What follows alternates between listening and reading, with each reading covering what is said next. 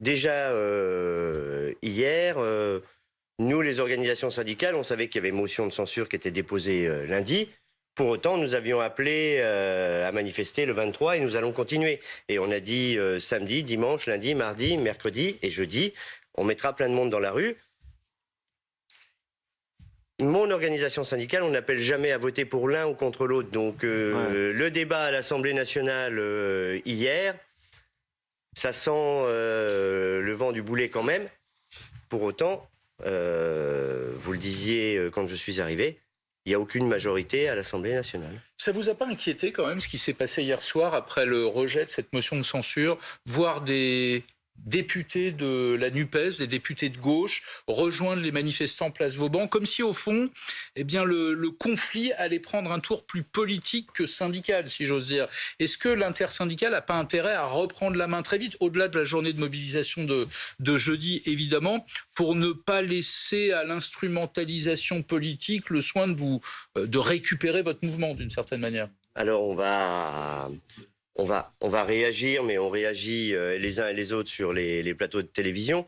Depuis le 10 janvier, on a fait tout ce qu'il fallait dans l'intersyndicale pour ne pas être récupéré, ni par la gauche, ni par la droite, ni par quiconque d'ailleurs.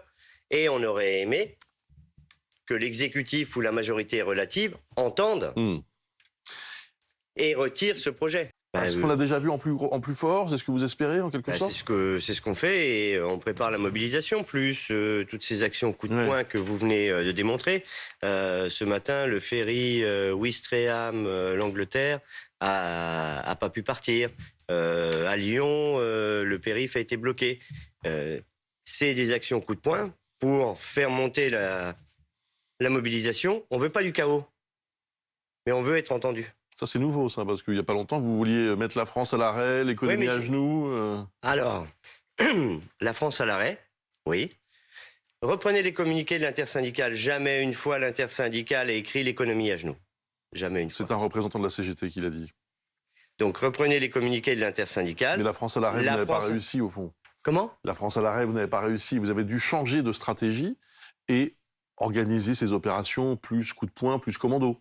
Non, je suis... Ce que vous expliquez là, il n'y a pas de grève par procuration.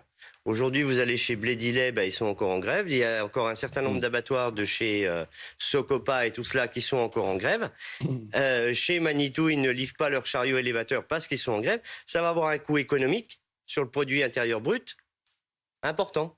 Et beaucoup plus que ce qu'on voulait gagner avec cette réforme. Pas nous, l'exécutif.